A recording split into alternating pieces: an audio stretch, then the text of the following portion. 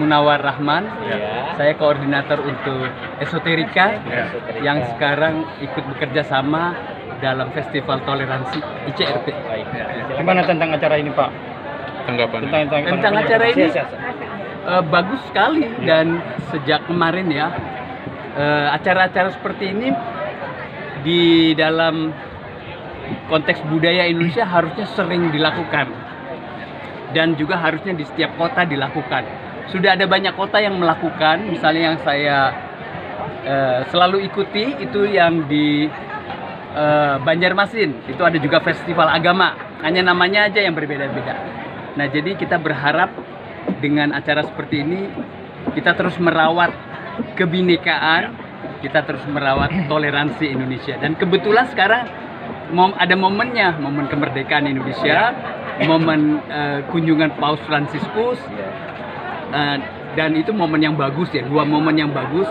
Dan Paus Fransiskus tokoh yang dikenal sekali, sangat mendorong persaudaraan kemanusiaan, cinta lingkungan dan seterusnya.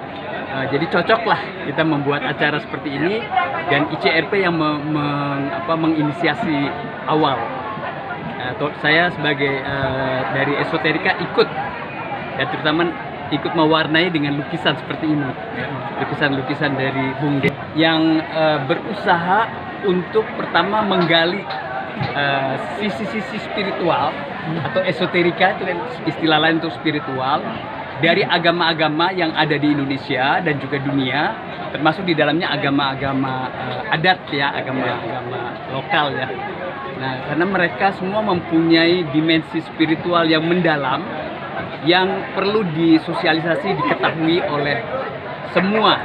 Biasanya seorang beragama kurang mempelajari agama lain. Nah, Esoterika mencoba membuat jembatan-jembatan seperti ini. Keberadaannya udah lama di Indonesia? Sudah 4 tahun, sejak pandemi. Ini mencakup dunia, Pak, itu Esoterika? Atau Indonesia aja? Indonesia aja. Oh, ini. Kalau kita lihat di masyarakat masih ada kelompok kebenaran gitu, Pak. Ya. Gitu. Ini gimana usaha Esoterika Ya. untuk Nah, menunjukkan ini? kalau kelompok-kelompok sebut saja kelompok intoleran, ya itu memang masih ada. Walaupun di akhir-akhir tahun ini menurun ya. Kita bersyukur menurun, tidak lagi memberi pengaruh pada pemilu misalnya. Mudah-mudahan pilkada juga nanti tidak lagi mempengaruhi. Tapi itu secara potensial selalu ada di Indonesia.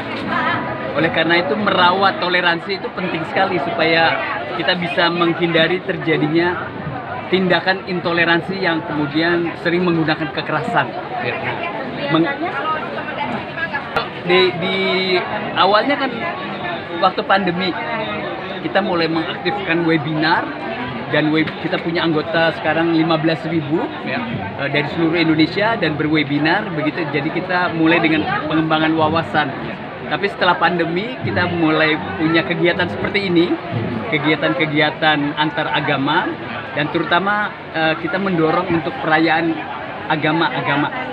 Jadi misalnya komunitas Muslim merayakan Natal, ya begitu, itu kan masih belum biasa di Indonesia. Ya, komunitas Kristen merayakan Lebaran dan seterusnya.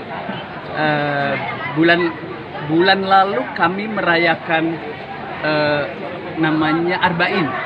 Arba'in ini tradisi Syiah. Nah, Muslim Sunni merayakan Syiah. Begitulah. Jadi kita mencoba menggali warisan keagamaan sebagai warisan kita semua ya.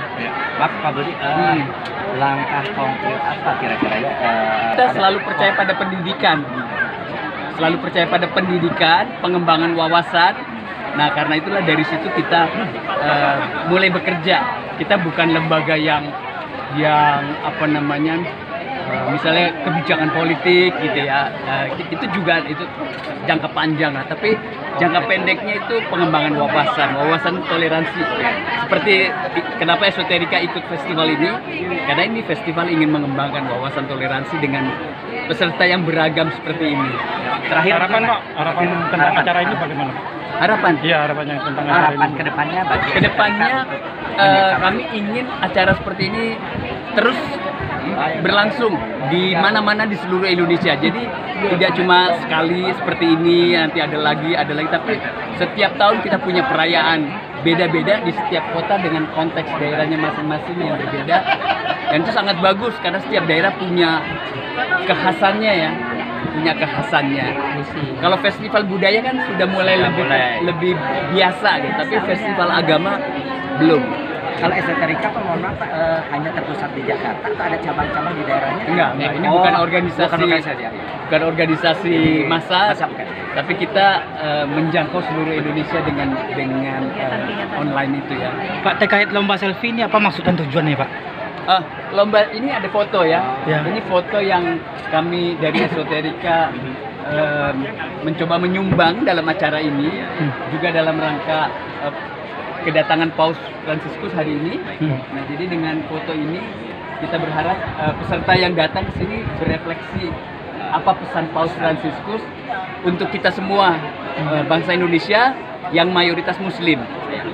Dan ini foto ini sangat menarik ya, karena ini Paus mencuci kaki orang Indonesia. Itu tagline-nya. Orang Indonesia kan biasanya Paus mencuci kaki. Kalau dimulai dari Yesus mencuci kaki para rasul. Terus Paus mencuci kaki ya para umatnya. Dan juga ada beberapa yang mulai menarik karena mencuci kaki orang-orang yang di penjara gitu ya, perempuan. Nah ini lebih unik lagi karena hanya khas Indonesia, mencuci kaki orang Indonesia. Dan ini bisa kami melombakan ini, melombakan esainya di samping foto. Nah, esainya sudah ditutup kemarin tanggal 31. Pengumuman pemenang. Tadi kami rapat dan membaca 350 esai yang masuk dalam seminggu, karena ini hanya seminggu waktunya, dan rupanya bisa ditangkap oleh orang yang melihat lukisan ini. Langsung ada asosiasi, oh ini toleransi.